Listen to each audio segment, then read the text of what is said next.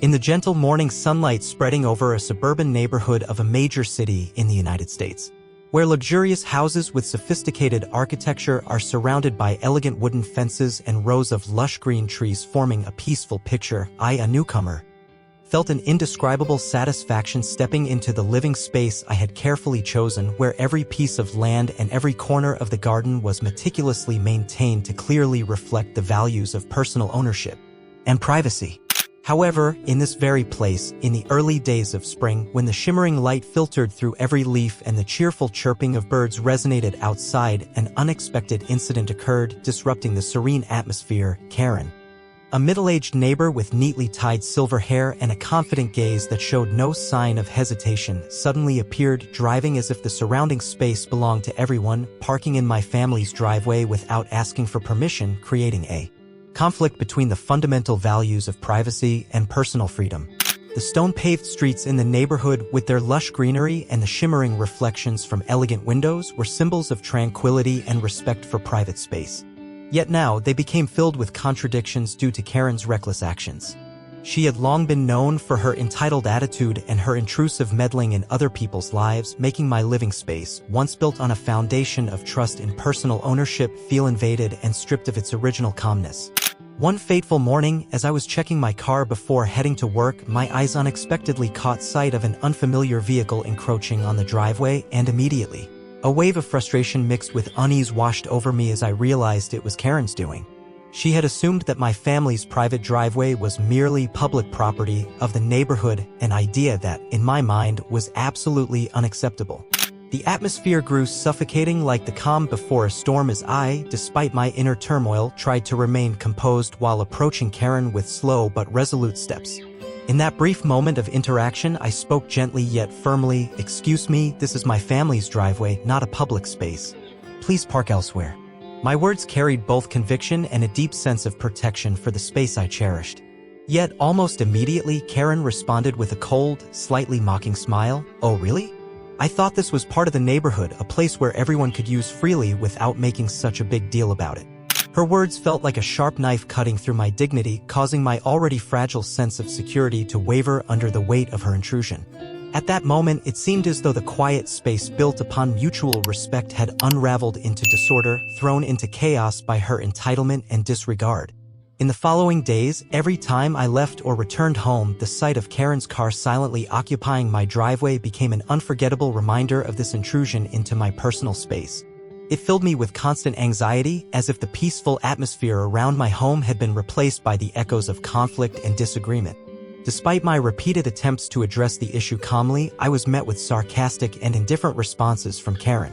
One warm afternoon, I earnestly asked, "Do you believe that every area here is shared? Or do you have a unique perspective on space?" My question was meant to foster mutual understanding, but Karen merely responded with a condescending laugh. "Well, I think that if we live close to each other, space should naturally be shared without being bound by rigid rules." Her answer not only darkened my mood further but also seemed like an implicit declaration that, in her view, principles of personal ownership and privacy were mere trivial concepts, lacking any significance in modern life. In my mind, the values of respect and personal ownership instilled in me since childhood through stories from my parents now seemed to be belittled and disregarded by Karen. Every time I saw her car boldly stationed in my driveway, my belief in what was right was shaken, as if the bricks that formed my beloved home were being worn away by her thoughtless and disrespectful actions. I couldn't help but wonder, in modern society where personal freedom is celebrated, does sharing equate to surrendering privacy? Or perhaps, amid the fast-paced currents of life, fundamental values of mutual respect have gradually faded, with Karen's inflated sense of self-entitlement serving as a stark embodiment of this shift. As worry lurked in the long nights, with raindrops tapping against my window like the sky's quiet tears, I sat by the sill with a cup of hot tea, reflecting on my encounters with Karen. Each brief conversation revealing fragments of a complex picture about neighborly relationships, values, and unchangeable principles regardless of the passage of time. In my mind, Karen's image gradually became symbolic of a blatant disregard for personal space, an attitude that, to me, was utterly intolerable in a society where every individual deserves to live in a private, well-protected environment governed by common rules and humane values. The strange noises from Karen's car whenever it appeared had become an unavoidable part of daily life, an insistent reminder that my privacy was under siege. Though I tried to remain composed, an underlying unease seeped into my thoughts, making me realize that principles of ownership and privacy are not just theoretical ideas or distant lessons but essential guidelines that allow individuals to feel secure and respected. Whenever these principles are violated, the human spirit itself suffers, losing its natural tranquility. Through our conversations, albeit descriptive in nature, I gradually recognized that Karen was not the only one in the neighborhood who held such views. However, her attitude was likely shaped by different life experiences, leading her to believe that she had the right to dictate everything around her, as if all shared spaces were merely an extension of her convenience rather than a communal offering. This only intensified the tension between us, turning our relationship into an unspoken battle between traditional values and new perspectives on shared living. As I wrestled with these deeply ingrained principles, the recurring sight of her car, a quiet yet undeniable symbol of trespassing, solidified my determination to protect my space. To me, a home was not just a refuge after long work hours but a testament to dignity, autonomy, and a belief in personal ownership that no one could encroach upon.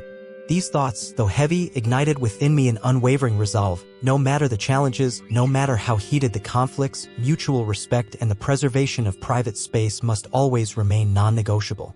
In the silent moment of a rainy afternoon, as raindrops lazily clung to the window pane like whispers of time, I suddenly realized that despite modern society's push toward freedom and sharing, we must never forget to uphold the boundaries of privacy that grant each individual a sense of peace. Karen, with all her arrogance and careless actions, was merely a piece of this larger story, a manifestation of the ongoing clash between traditional values and emerging beliefs, between personal freedom and the inviolability of ownership. And within this conflict, I found a deeper understanding of why it is crucial to stand firm in defending what one believes in, even if it is just a driveway.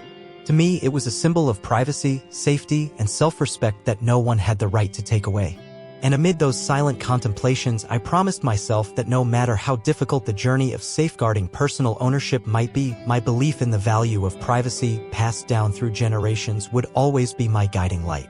No matter how many challenges lay ahead, and no matter how Karen's car might appear like a defiant statement, I would never surrender my right to live in a space where I could feel free, safe, and respected, because, in the end, privacy is not just a right.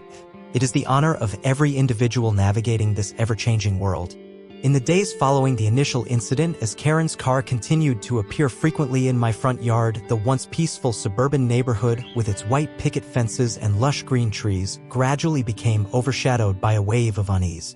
Every time Karen showed up, her actions went beyond merely parking in the wrong spot. They included excessive gestures, sharp words, and a defiant gaze that made everyone around her, myself included, as well as my usually friendly neighbors, feel the violation of personal space that had been protected for years. On a crisp morning, when sunlight filtered through the green leaves and the first rays of the new day began to emerge, I was taken aback to find Karen's car parked right in the middle of my driveway. This was not just an act of carelessness, but seemed to be an outright declaration of a shared ownership she had unilaterally assumed. At that moment, my heart filled with mixed emotions: anger, disappointment, and fear of an unwelcome change in the community, where traditional values of private property and personal boundaries, long upheld through generations, were suddenly being challenged by Karen's provocative actions. I had no choice but to approach her with a calm yet firm voice. "Karen, this is my family's private driveway. Please respect this space." My words were like fragile threads trying to connect the old values with the necessity of preserving tradition. But instead of listening, Karen merely scoffed, her cold eyes glinting with mockery as she replied, "If we live in the same neighborhood, shouldn't the space be shared? Why take it so seriously?" Her words were like sharp blades, not only cutting through the peace but also intensifying the tension that spread throughout the shared space. A space once built on mutual respect. From that moment on, every time Karen appeared, the atmosphere in the neighborhood grew heavier, as if her actions were deliberately testing boundaries, making once friendly neighbors hesitant and distant. Not stopping at improper parking, Karen gradually turned her actions into a series of provocative words and gestures, targeting the psychological well-being of those around her. Each time she showed up, It was as if a wave of unrest crept into every corner of the neighborhood. It wasn't just me. Even my neighbors began to feel the injustice, the intrusion into the privacy of each family. This sentiment was reinforced through hushed conversations and worried glances exchanged between those who deeply valued privacy and those who slowly started agreeing with Karen's perspective on sharing living space.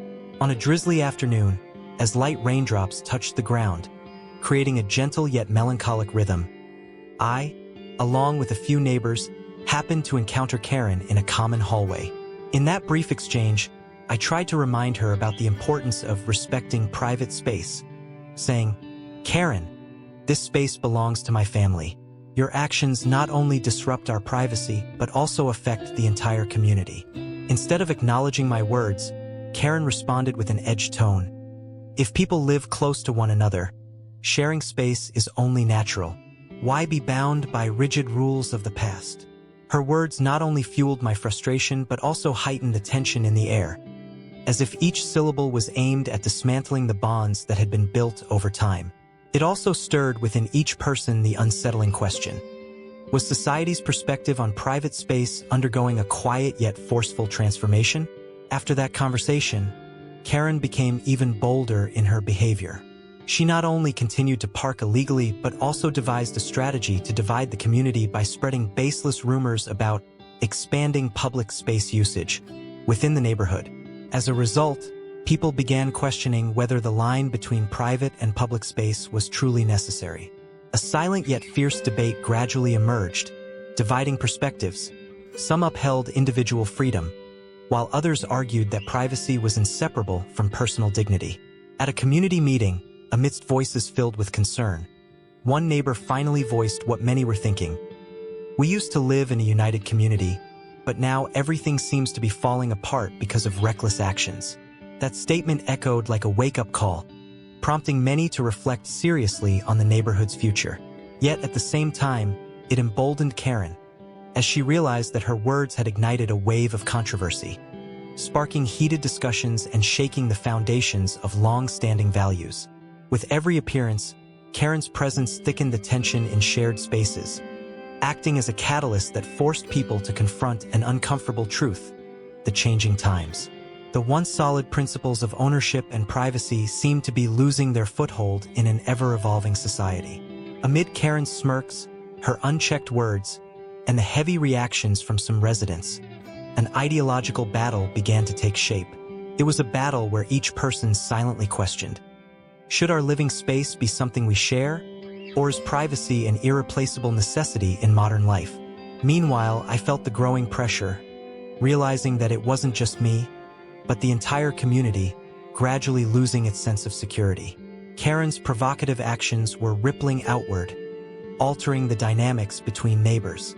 With each passing day, as her behavior persisted, I grew more aware of the importance of defending the values built on trust, mutual respect, and tradition.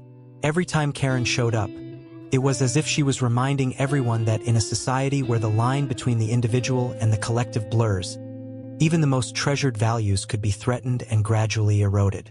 On my way back from tense community meetings, as the streetlights shimmered in the night and my footsteps felt burdened with worries about an uncertain future, I often paused to reflect on Karen's actions. Though at times I felt powerless, I could not ignore the truth. Her provocations were not just personal attacks on me, but wounds inflicted upon the heart of the community.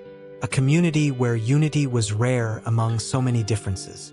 And with each moment of contemplation, I reminded myself that private ownership was not just a right but a reflection of self-respect, of the respect one extends to oneself and to those around them. That was why, even as Karen's actions stirred division, I believed that as long as faith in justice and the correctness of our values remained, the truth would ultimately prevail.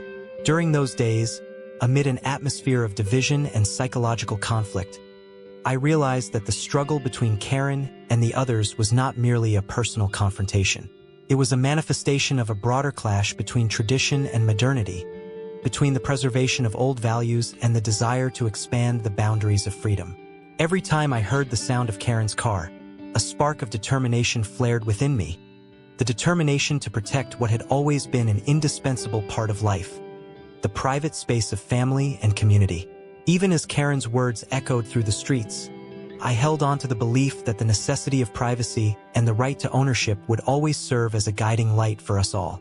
In casual conversations, whether whispered over fences or exchanged quickly at neighborhood gatherings, Karen increasingly became a symbol of disregard for values that had been cherished for years. She not only ignored polite reminders but actively stirred discord, weakening the bonds among neighbors. In a private conversation with an old friend who was also a neighbor, she sighed and said, "Maybe we live in times where everything can change, but I can't accept people trampling over the space we've built our whole lives." Her words reinforced my belief that no matter how much Karen's actions fractured the community, unity and mutual respect were irreplaceable values, the only things that could mend the cracks forming in our shared world. Day by day, Karen's provocations not only deepened the conflict between her and me but also sparked minor disputes among families, from disagreements over common spaces to heated debates about the importance of privacy. Even though each person secretly longed for the peaceful days of the past, Karen's presence blurred that vision, erasing it beneath layers of division and discord. And as I stood beneath the neighborhood's twinkling lights on late nights, I wondered, would the old values of ownership and privacy ever be restored and honored once more? Or was Karen's voice a persistent challenge, reminding us that in an ever-changing society, the boundary between the individual and the collective was a river that never stood still? Yet, amid conflict, provocation, and defiance, I remained steadfast in my belief. If the community could stand together in defense of its core values, then no matter how difficult the struggle, no matter how divisive Karen's voice became, unity, dignity, and privacy would ultimately be reaffirmed and preserved, like a small torch lighting the way through the darkest moments of discord and uncertainty. In the sweltering atmosphere of a scorching afternoon, as the last rays of sunlight filtered through the dense foliage, Karen, seething with anger and an innate arrogance fueled by her prior provocations, suddenly decided to take an extreme action, one that had seemingly been brewing within her for a long time. She climbed into the sleek, red racing car with an air of defiance, a silent challenge to the rules of respecting private space. In that moment, with a look of determination laced with recklessness, she accelerated to a speed that sent the hearts of onlookers racing. The car tore through the boundaries between social norms and personal freedom, not merely parking in an inconsiderate manner but instead hurtling straight into the driveway of my family's home at an unabated speed, as if she wanted to prove her flawed point that all shared spaces should be used without restriction. The deafening crash that followed rang out like a harsh warning, reverberating through the neighborhood, plunging its normally peaceful residents into shock and horror. The gate, once a symbol of private boundaries, was now mangled and distorted under the force of her reckless impulse. Karen, who had always believed she could control everything, could only offer a nervous chuckle, her eyes betraying disbelief at the unfolding reality, as if it were nothing more than a daring game and she could somehow maneuver her way out of any consequence. In that moment, as the engine's roar echoed into the air and the clash of metal and would intertwined in a chaotic symphony of destruction, time seemed to slow. The world held its breath in the face of the catastrophe, and I stood there, helpless, witnessing a scene my heart could not accept. It was not just me. Neighbors began to gather along the street, their expressions a mix of astonishment and fear, sensing that the privacy and safety they had carefully cultivated over the years had just been torn apart by a single act of impulsive recklessness. At that moment, the wail of approaching police sirens shattered the stunned silence, their red and blue lights flickering ominously on the road ahead, as if the turmoil was now shifting from a personal crisis to a public spectacle. The tranquil atmosphere of the neighborhood was ripped open by sirens, shouts, and the unmistakable gasps of witnesses. Karen's car was now severely damaged, its paint chipped, its wheels spinning weakly in futile protest. She sat there in the driver's seat, her gaze vacant, overwhelmed by the reality of what had transpired. It was as if, for the first time, she realized her actions had not only shattered physical barriers, but also violated deeply held moral values and societal laws. A storm of conflicting emotions churned within her, from the initial smugness of believing she was making a bold statement, to the crushing weight of regret and a creeping fear as she stared at the immediate consequences of her recklessness. It was as though everything had come full circle, striking back with an unrelenting force she could no longer evade. In the moments following the crash, as the oppressive silence of the scene was punctuated by worried whispers and the blaring of police sirens, Karen slowly began to understand that she had crossed a line. In mere seconds, she had not only inflicted material damage, her own car was wrecked, the gate battered beyond recognition, but she had also raised serious questions about life, safety, and responsibility. One of the onlookers finally voiced what everyone was thinking. "Do you realize that this wasn't just illegal? You could have cost someone their life." That statement, though brief and spoken in the midst of a stunned crowd, struck Karen like a psychological shockwave, forcing her to confront an unforgiving reality where there was no room for arrogance or defiance. Now, her actions were no longer merely judged by the law but also by the watchful, condemning eyes of an entire community. In that instant, standing beside her ruined car, her eyes vacant and lost, it seemed as though she no longer recognized herself. All that remained were the scars of a reckless choice, one that had forced her to confront consequences she had never anticipated. When the police arrived on the scene, their flashing lights formed a barrier between chaos and order, as if society itself had stepped in to deliver justice. I, along with my neighbors, gathered, carrying with us a mixture of concern, fear, and a complete lack of sympathy. Karen's actions had shaken the very foundation of our trust in safety and privacy, values protected by clear laws. The officers quickly assessed the damage, took statements from witnesses, and meticulously documented the incident. Karen, standing amidst the official reports, evidence, and accusations, appeared increasingly disoriented. Then, in a moment of quiet despair, I heard her whisper, I never thought it would come to this." That feeble admission was more than just an expression of regret. It was the crumbling of her once unshakable belief in the flawed values she had clung to. In that moment, she seemed to finally understand that freedom is not a justification for overstepping every boundary, but a responsibility that carries weight in how it affects others.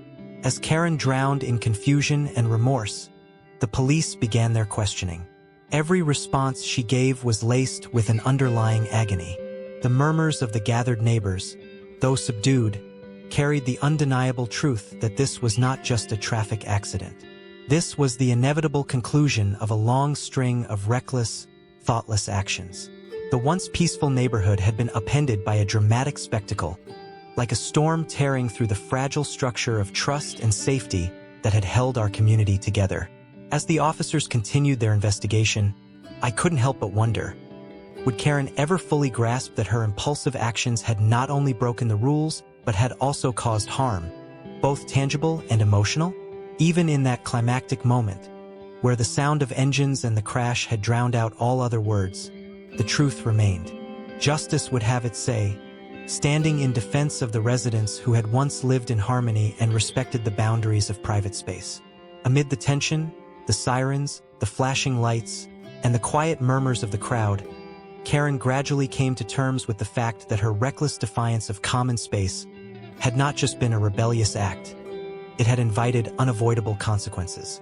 Her car, now a silent testament to her impulsive outburst, sat ruined before her. The arrogance that had once driven her provocations had now been replaced with overwhelming regret, fear for what lay ahead, and the crushing realization of what she had done. It was as if the warped gate was a reflection of her own fractured state, shattered by her own recklessness and irresponsibility. In that instant, as Karen's gaze wandered aimlessly, unable to meet the unspoken questions from the police officers, I felt that while her actions had sparked a pivotal moment in our lives, they had also opened the door to deeper questions. Questions about personal responsibility, the limits of freedom, and the weight of one's actions within a community. As the chaos of the scene settled and the whispers of witnesses persisted, I suddenly understood that today's events were not just about a car crash. This was a collision between old and new values, between personal will and collective duty, between individual ego and societal responsibility. And in that moment, whether she was willing to admit it or not, Karen began to realize that no excuse could justify what she had done. True freedom is never about breaking all boundaries. It is about finding balance between personal rights and communal obligations, between asserting oneself and respecting others. As Karen met the gazes of her neighbors, she saw that their eyes no longer held agreement or forgiveness, only disappointment and wary caution. It was then that she understood her provocations had not just destroyed a gate or a car. They had fractured the trust, the sense of safety, and the very foundation of the community. And perhaps only justice and self-reflection could mend the broken pieces of a society that had once lived in peace. In the tense minutes that followed, as the police finalized their reports and Karen sat in silence, her eyes heavy with unspoken regret, I felt the weight of the moment settle around us. The reckless act was not just an isolated shock. It was a turning point, raising profound questions about personal responsibility and the true meaning of freedom within an orderly society. And in my mind, the sound of the crash remained, a lasting reminder that, no matter how one might believe shared spaces belong to all, the rights to ownership and privacy remain sacred, never to be violated or justified by any excuse. And so, as sirens blared, lights flickered, and hushed conversations filled the air, the incident became more than just a neighborhood crisis. It became a psychological storm, a wake-up call reminding us all that every action, no matter how small, can alter the fate of a community. And in Karen's eyes, no longer defiant, only lost, remorseful, and secretly afraid, I saw the truth. Change does not come from empty words or misguided beliefs, but from responsibility and self-awareness. Only through respect for personal boundaries can we build a society that is not just free but also safe, united, and humane, where individuals are not only liberated but also bound by the principles of justice and generations-old values. After the storm of consequences following that gruesome accident, when the once peaceful neighborhood was now submerged in a heavy, contemplative atmosphere, the sound of police sirens gradually faded, replaced by the murmurs of residents seeking truth and justice. And in that moment, Karen, the woman who once insisted on her personal freedom to use communal space however she pleased, was arrested at the scene, as the eyes of witnesses and the entire community bore down on her like an inescapable judgment. Fear and regret surged through her, and during her first interrogation at the police station, her trembling voice whispered words of remorse. I was wrong. I never thought my actions could lead to such severe consequences. But those words were not enough to quell the psychological storm she had created, because soon after, law enforcement proceeded with prosecution, asserting that her actions not only severely violated private property rights but also endangered lives and public safety. This quickly became the focal point of a case that attracted intense media and public attention, as it was not merely a traffic accident, but a glaring example of disregard for fundamental values of privacy and safety in modern society. Throughout the investigation, witnesses, neighbors who had previously observed Karen's provocative behavior, did not hesitate to speak out. We warned her many times, but she remained stubborn, disregarding others' property and safety. They said, affirming that every action, no matter how small, carries a great responsibility toward the community. And even as Karen attempted to explain herself with vague and hesitant words, the voices of the law and the people around her rang loud and clear, leaving no room for denial or evasion. The case unfolded with irrefutable evidence and witness testimonies that could not be contested. As court proceedings began, in a cold, orderly courtroom where the bright lights illuminated every face, from the stern-looking judges to the determined attorneys, Karen's story became a symbol of the fact that no one could treat another person's private property or personal space as public domain, regardless of personal reasons or subjective beliefs. In the public trial, neighbors, including myself, who had once been torn between trust and helplessness, stood as witnesses, testifying that Karen's actions not only caused material damage, leaving the homeowner's gate and car heavily damaged, but also violated trust, dignity, and the safety of every individual in the community. And in a solemn moment, when an elderly neighbor with a deep, steady voice said, "We do not live in a neighborhood without boundaries. Every space has its own value that each family deserves to protect." The message resonated throughout the courtroom, creating an atmosphere of gravity and significance. a reminder that the values we cherish cannot be shattered by the arrogance and recklessness of one individual. Throughout the trial, Karen faced charges ranging from private property violations to public endangerment, with meticulously presented evidence, including security camera footage from the scene and witness testimonies, all painting an undeniable picture of the severity of her actions. And while Karen's defense attorney argued that her actions were merely impulsive mistakes, the prosecution firmly stated, personal freedom never means crossing every boundary, especially the boundary between private ownership and public safety. A powerful assertion that made the jury and the public listen and reflect. Ultimately, the verdict was handed down with a heavy sentence, serving as a warning not only to Karen but to anyone who might think they could disregard laws and the rights of others. As the case reached its conclusion, the community atmosphere shifted from division to hope. After the incident, residents gathered, discussing and sharing the importance of protecting private spaces and family rights. At an informal backyard meeting, a neighbor told me with deep emotion, "We have witnessed a costly lesson, one that teaches us no one has the right to claim another person's property as their own. And the courage of the homeowner, who stood up for their rights, has shown us that justice and dignity always prevail." Those words served as a spiritual balm for the entire community, because after years of peaceful coexistence, we now realize that even the smallest boundaries must be respected and preserved, as they are the foundation of safety and trust in our lives. After the trial ended and the sentence was delivered, Karen was held accountable with a severe punishment and required rehabilitation measures.